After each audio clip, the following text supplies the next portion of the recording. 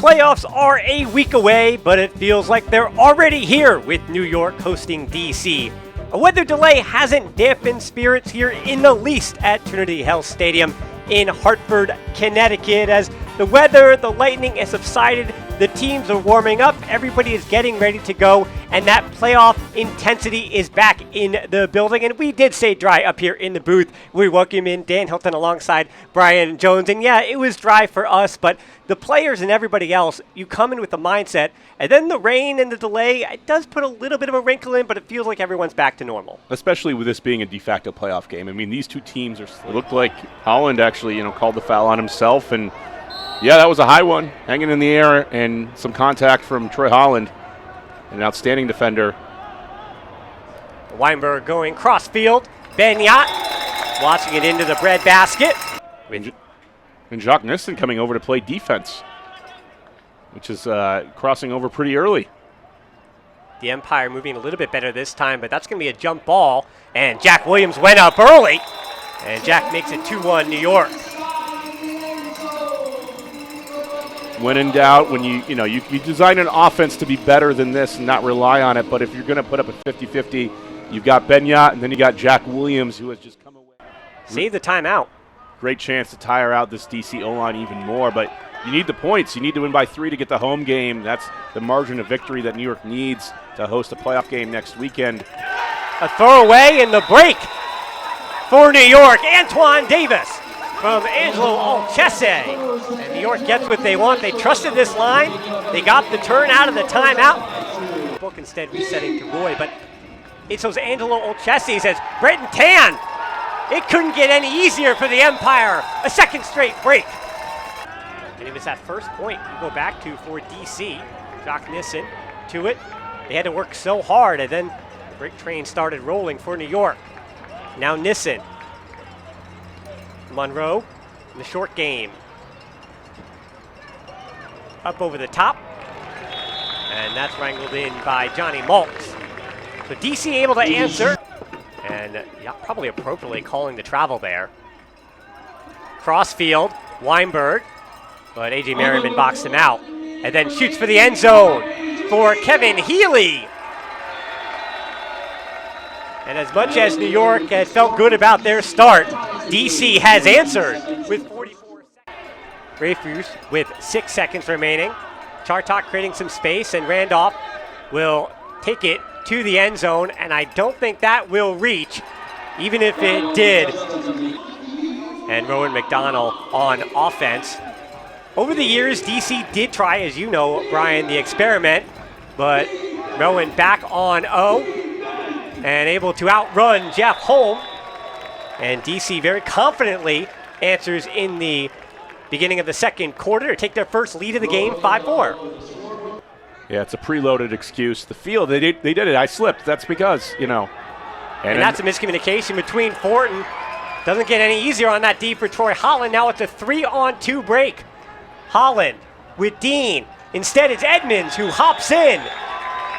3 straight breaks. 4 straight points. Make it 5 now. Yeah, he was able to be a handler so effectively because people were so afraid of him going deep. And that respect just was always there later in his career. Maltz respecting the space that Rowan McDonald had been given by Brenton Tan, and then just over the top, too fancy. Rowan McDonald wants some of those highlights. Makes it 9-5 as Monroe's in the end zone. Just the array of trick throws that he has, and that's a throw I think a lot of people would look up. These string plays again where Jack is the deep look. There'll be Oliver Chartok, Wershmeyer Bailey, contact. And Wershmeyer Bailey and Bloodgood. Remember last season, I already mentioned it, but Bloodgood was the one who picked off that pass from Wershmeyer Bailey in the end zone for the Callahan. Yeah, some contact there. So tough too, Brian, just to get that movement. Nice by Olchese over the top. And Jonas in the end zone. Maybe that's the spark that New York needed. Makes it a 2-goal game again. Here's Healy. Tight window for Nissen. Just an assortment of bodies in black shirts. And that's easy on the inside break. Nice little float into Malk. So good answer by the DC O-line to extend it back to a 3-goal lead. I got to wonder if that is Jacques Nissen's favorite throw. Yeah, it's a throw he wants back. And these D-lines have yet to make a mistake. It's Randolph who is fronting Fall. And that's Troy Holland, another one from the sideline. Miles Grovich.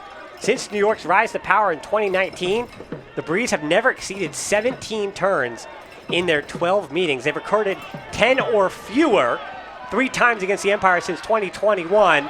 And that will be another one. That's 4 on the game because Antoine Davis just went almost up and over Elliot Bonet.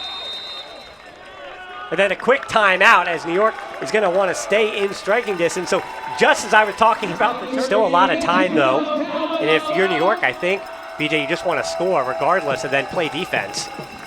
Yeah, I mean, I think in the prevailing wisdom long term, teams are going to figure out how to hold for the last shot.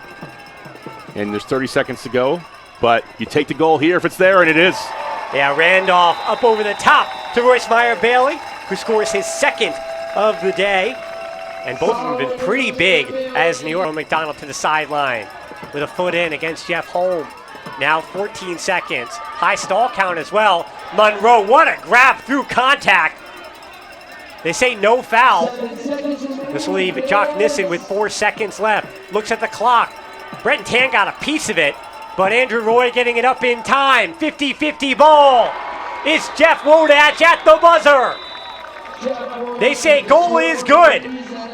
Things working out for DC. It's 12-9. And DC's doing just enough to take away the first look.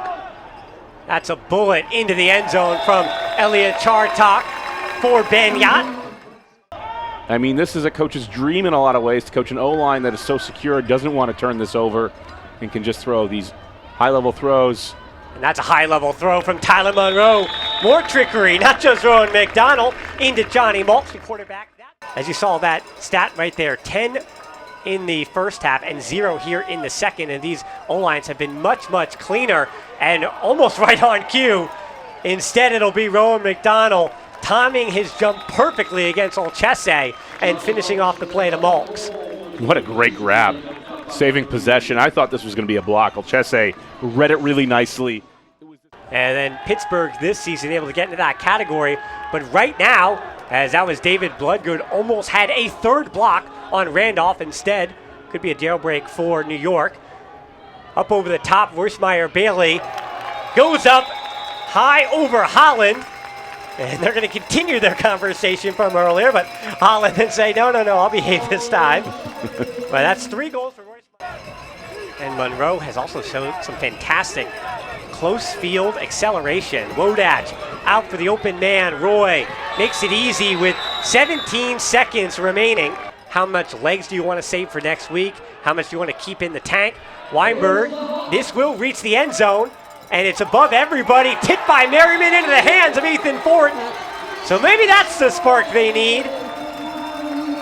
Makes it 18-15 at the end of the 3rd. So, hey, we got the end of the quarter.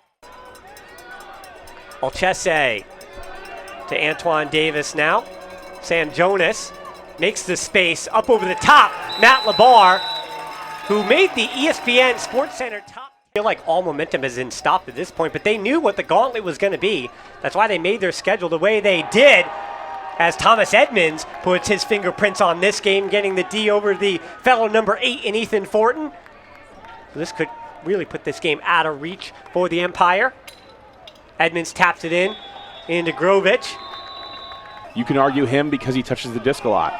I think Jeff Babbitt's impact has been so magnificent for the Boston team, and what a tip pass. Yeah, second effort there between Agami Contreras, who had inside positioning.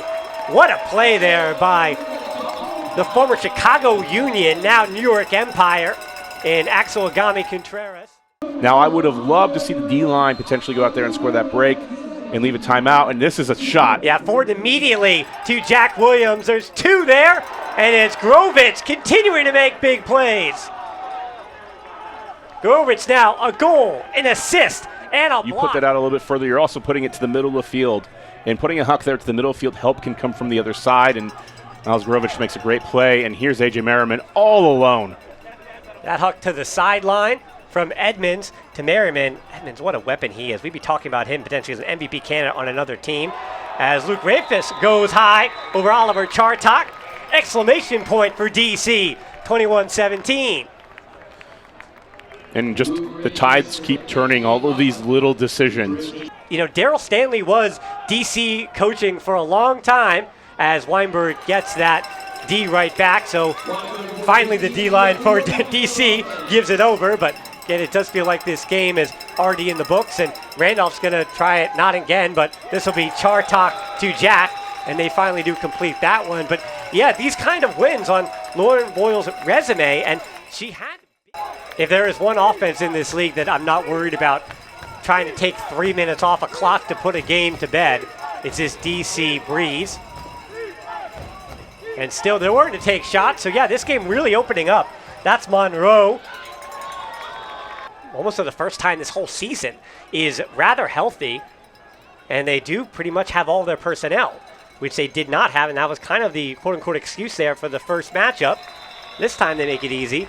Now Elliot Chartok finally dealing. Werschmeyer Bailey has found himself in the end zone for the fourth time. Not a place that he's a bone here. I think Jeff Babbitt against the Empire in the playoffs is probably going to be one of the headlines there.